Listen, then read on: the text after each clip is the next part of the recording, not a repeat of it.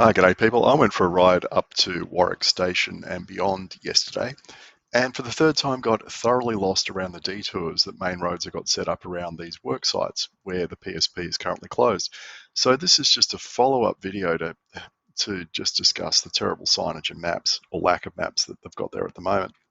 So there's two separate projects which kind of join up, and therefore they've done two maps, one of, I guess, the northern project and one of the southern project, which makes it even more confusing trying to get through here because, hey, you got to go and download two separate maps and then mentally join these together.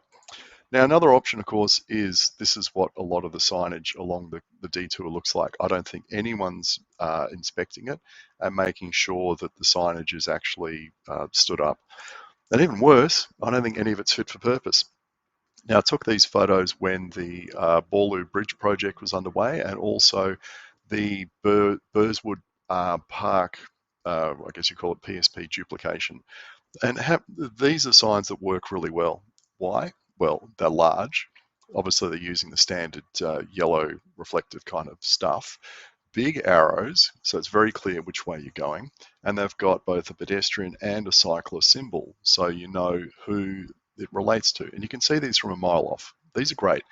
They used a lot of these signs around both those projects, and the detours around them were first class. Unfortunately, the same can't be said about what's happening up around Warwick Station.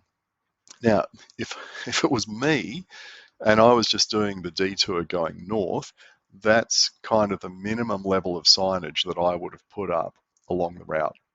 And there's pretty much zero signage when you're traveling south to north to tell you where to go. And all I've done is I've just used these signs, which have been used on previous, projects around Perth in the last 12 months.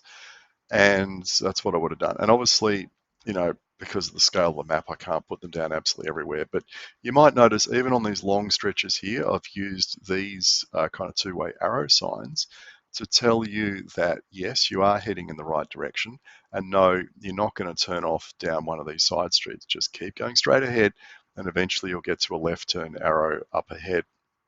Now, if we drill down just into this little section here, where, for instance, there's zero signage here that tells you have to go through this pathway up here to get up to Warwick Road. So the PSP down here is shut. I would have had a sign here. I would have had, I'd put 3 signs on this corner. Why not? There's nothing wrong with overkill.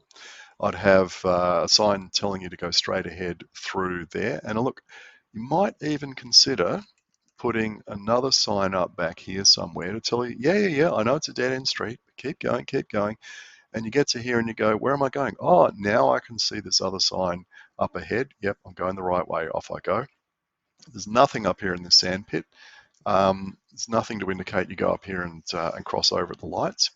So, I'd have that. There's a fence here. You could hang signs on it. You could put a map here as well. There's another fence here. You could obviously put a sign on it. You could also put a map on it. And this is kind of a major turn-off up here.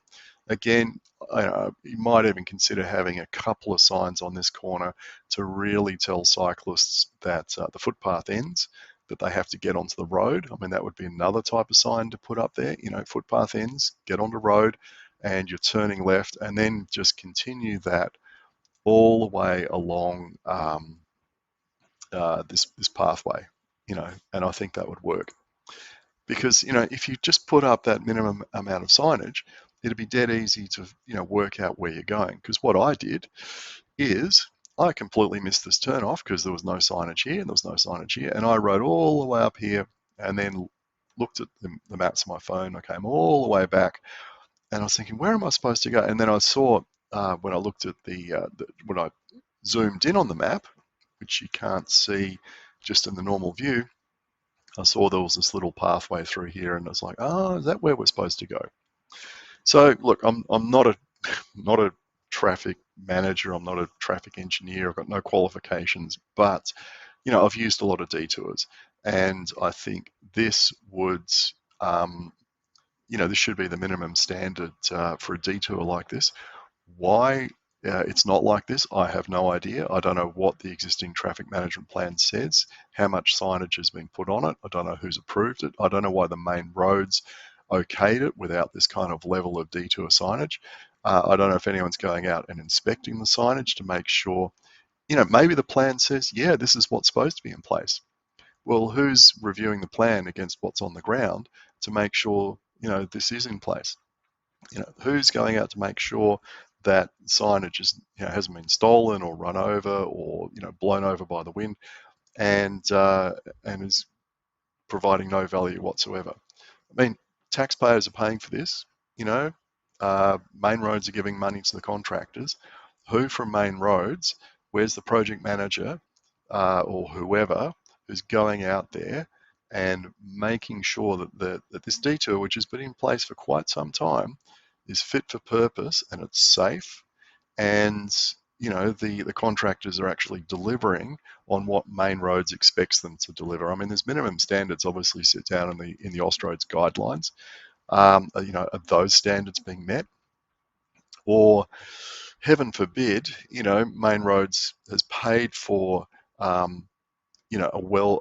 detour that's well stocked with signage and it's not there.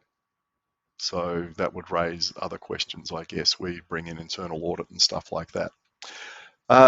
Anyway, I've done a much longer video, like over half an hour, where I've actually ridden through this route back and forth, getting thoroughly lost a couple of times along the way. And I've had a look at all the intersections, checking out the signage that's there, and it's just absolutely woeful. So this, this is a call for someone in Main Roads who's involved with this project. Have a look at the contract, have a look at the traffic management plan, go out on the ground and do it on a bike, for goodness sake. Do a pertinent audit. And that's what's called in the Austroads guides, a pertinent audit.